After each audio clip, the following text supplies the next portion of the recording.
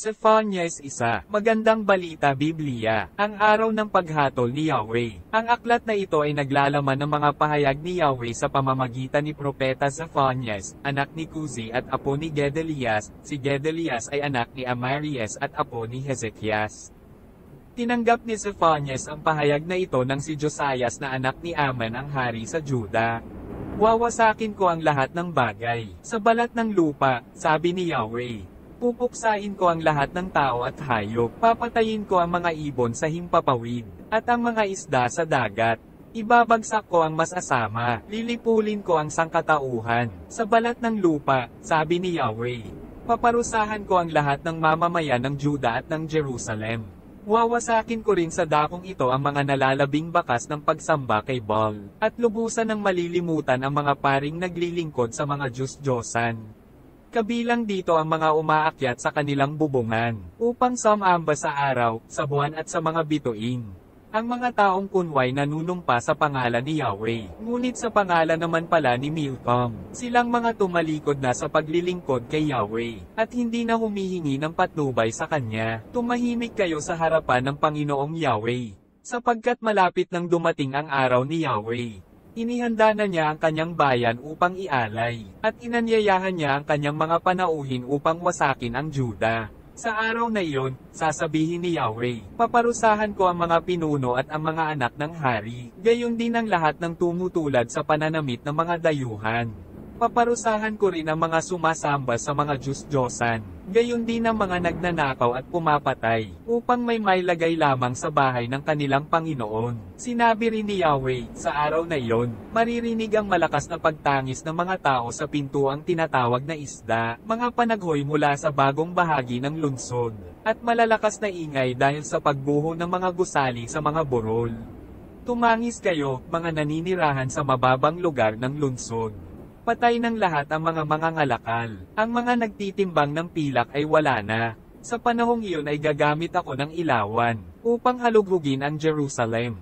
Paparusahan ko ang mga taong labis na nagtitiwala sa sarili, at nagsasabing, si Yahweh ay walang gagawin para sa ating ikabubuti o ikasasam. Sasamsamin ang kanilang kayamanan, at sisirain ang kanilang mga bahay. Magtatayo sila ng mga bahay ngunit hindi nila matitirhan. Magtatanim sila ng mga ubas ngunit hindi sila makakatikim ng alak nito. Malapit na ang dakilang araw ni Yahweh, at ito'y mabilis na dumarating. Kapita ng dulot ng araw na iyon, maging ang matatapang ay iiyak ng malakas. Iyon ay araw ng puot, ligalig at dalamhati, araw ng pagkasira at pagkawasak, araw ng kadiliman at kalungkutan, araw ng maitim at makakapal na ulap. Araw ng pagtunog ng trumpeta at ng sigawan ng mga sumasalakay, sa mga napapaderang lungsod at nagtataasang tore. Padadalhan ko ng matinding kalungkutan ang mga tao, lalakad sila na parang bulag, sapagkat nagkasala sila laban kay Yahweh. Mabubuhos na parang tubig ang kanilang dugo, at mangangalit ang kanilang bangkay na parang basura. Hindi sila mailigtas ng kanilang pilak o ginto, sa araw ng puot ni Yahweh. Matutupok sa apoy ng kanyang mapanibughuing puot, ang buong daigdig, sapagkat bigla niyang wawasakin, ang lahat ng naninirahan sa lupa. Zephaniah 2, ang panawagan na magsisi, magtipon-tipon kayo at magpulong, bansang walang hiya, bago kayo ay padpad na gaya ng aipang tinatangay ng hangin, bago ninyo lasapin ang matinding galit ni Yahweh, bago dumating sa inyo ang araw ng kanyang puot. Manumbalik kayo kay Yahweh, kayong mapagpakumbaba, kayong sumusunod sa kanyang kautusan. Gawin ninyo ang tama at kayo'y magpakumbaba kay Yahweh. Baka sakaling kayo'y makaligtas sa parusa sa araw na iyon. Hahatulan ang mga bansa sa paligid ng Israel. Walang matitira sa lungsod ng Gaza, at walang matitira sa lungsod ng Ashkelon. Ang mga taga-Asdod ay palalayasin sa katanghaliang tapat, at itataboy ang mga taga-Ekron. Kahabag-habag kayong naninirahan sa mga baybay dagat. Kahabag-habag kayo, mga Queretita. Ang salita ni Yahweh ay laban sa iyo, o taga-Canaan, lupain ng mga Filisteo. Lilipulin kong lahat ang inyong mga mamamayan. At ang baybay dagat ay magiging pastulan, tahanan ng mga pastol at silungan ng mga kawan. Ang baybay dagat ay titirhan ng mga hindi namatay sa lahi ni Juda. Doon sila magpapastol, at pagsapit ng gabi, sila ay matutulog sa mga bahay sa Ashkelon.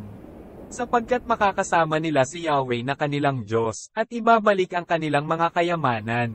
Narinig ko ang pangungutya ng Moab, at ang paghamak ng mga Amonita. Iniinsulto nila ang aking bayan, at ipinagmamalaking sasakupin ang kanilang lupain. Kaya nga't sabi ni Yahweh na makapangyarihan sa lahat, ang Diyos ng Israel, isinusumpa kong mawawasak ang Moab tulad ng Sedoma, at ang Aman, tulad ng Gomora. Ang lupain nila'y mapupuno ng dawag, at hindi na ito mapapakinabangan kailanman. Sasamsaman sila ng mga nakaligtas sa aking bayan, at aangkinin ang kanilang lupain. Ito ang parusa sa kanilang kapalaluan, at sa paghamak nila sa bayan ni Yahweh. Sisindakan sila ni Yahweh. Wawalang kabuluhan niya ang mga Diyos-Diyosa ng sanlibutan, at siya ang sasambahin ng lahat ng bansa sa kani-kanilang lupain. Kayong mga taga-Ethiopia ay mamamatay rin sa digmaan. Sa kapangyarihan ni Yahweh ay wawasakin ang Assyria. Ibabagsak niya ang Nineve, at ito'y matutulad sa isang disyerto. Maninirahan dito ang mga kawan, at ang lahat ng uri ng mga hayop sa parang. Ang mga buwiter ay magpupugad sa mga sirang haligi, at hayuni ang mga kwago sa may tapat ng bintana, gayon din ang mga uwak sa may pintuan, sapagkat malalantad ang mga kahoy na cedar.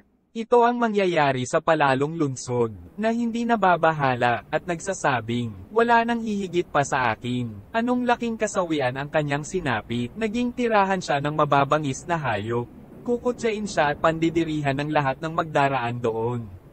Zephanias 3, ang kapahamakan at katubusan ng Israel. Mapapahamak ang mapaghimagsik na lungsod ng Jerusalem, punong-puno ng mga makasalanan at ng mga pinunong mapang-api. Hindi ito sumusunod kay Yahweh, at ayaw tumanggap ng kanyang pagtutuwid. Wala itong tiwala sa kanya, at ayaw nitong lumapit sa Diyos upang humingi ng tulong. Ang kanyang mga pinuno ay parang mga liyong umuungal. Ang mga hukom na may parang mga asong gubat sa gabi, na sa pagsapit ng umagay walang itinitira kahit na buto. Ang kanyang mga propeta ay di mapagkakatiwalaan at mapanganib. Ang kanyang mga pari ay lapastangan sa mga bagay na sagrado, at binabaluktot ang kautusan para sa kanilang kapakinabangan. Ngunit nasa lungsod pa rin si Yahweh, do'y pawang tama ang kanyang ginawa, at kailan may hindi siya nagkakamali. Araw-araw ay walang tigil niyang ipinapakita ang kanyang katarungan sa kanyang bayan, ngunit hindi pa rin nahihiya ang masasama sa paggawa ng kasalanan. Nilipol ko na ang mga bansa, winasak ko na ang kanilang mga tore at kuta. Sinira ko na ang kanilang mga lansangan, kaya't wala ni isa mang do'y dumaraan. Giba na ang mga lungsod nila, wala nang naninirahan doon, sabi ni Yahweh. Kaya't nasabi ko, tiyak na matatakot na siya sa akin. Tatanggap na siya ng aking pagtutuwid. Hindi na niya ipagwawalang bahala ang mga paalala ko. Ngunit lalo pa siyang nasabik gumawa ng masama, kaya't hintayin ninyo ako, sabi ni Yahweh. Hintayin ninyo ang araw ng aking pag-uusig, sapagkat ipinasya kong tipunin ang mga bansa at ang mga kaharian, upang aidarang sila sa init ng aking galit, sa tindi ng aking poot, at ang buong lupa ay matutubok sa apoy ng aking poot. Oo, sa panahong iyon ay babaguhin ko ang pananalita ng mga tao, at bibigyan ko sila ng dilang malinis, upang sa kay Yahweh lamang manalangin at sumamba, at buong pagkakaisang maglingkod sa Kanya. Mula sa kabilang panig ng mga ilog ng Ethiopia, ang aking nanggalit na bayan, ay sasamba sa akin at magdadala ng kanilang handog. Sa araw na iyon ay hindi na kayo mapapahiya sa ginawa ninyong paghihimagsik sa akin, sapagkat aalisin ko ang mga mapagmataas, at hindi na kayo maghihimagsik sa aking banal na bundok. Iiwan ko roon ang mga taong mapagpakumbaba, lalapit sila sa akin upang magpatulong. Hindi na gagawa ng kasamaan ang mga nakaligtas sa Israel, hindi na sila magsisinungaling ni Mandarayaman. Uunlad ang kanilang buhay at magiging panatag. Wala na silang katatakutan. Isang awit ng kagalakan. Umawit ka ng malakas, lungsod ng Zion. Sumigaw ka, Israel. Magalak ka ng buong puso, lungsod ng Jerusalem. Ang iyong kaparusahan ay inalis na ni Yahweh, at pinalayas na niya ang iyong mga kaaway. Nasa kalagitnaan mo si Yahweh, ang hari ng Israel. Wala nang kasawiang dapat pang katakutan. Sa araw na iyon ay sasabihin sa Jerusalem, huwag kang matakot, Zion, huwag kang panghinaan ng loob. Nasa piling mo si Yahweh na iyong Diyos, at ang kanyang kapangyarihan ang magbibigay sa iyo ng tagumpay. Siya ay magagalak sa iyo, at ang pag-ibig niya ang magbibigay sa iyo ng bagong buhay. Masaya siyang aawit sa laki ng kagalakan, gaya ng nagdiriwang sa isang kapistahan. Ililigtas kita sa iyong kapahamakan, upang huwag mo nang maranasan ang kahihiyan. Sa panahong iyon ay haharapin ko ang mga umapi sa iyo. Titipunin ko ang mga itinakwil, papalitan ko ng karangalan ang kanilang mga kahihiyan, at gagawin ko silang tanyag sa buong daigdig. Sa panahong iyon, kayo'y aking titipunin at ibabalik sa inyong tahanan. Gagawin ko kayong bantog sa buong daigdig, at muli kong ibabalik ang inyong kayamanan at kasaganaan. Si Yahweh ang nagsabi nito.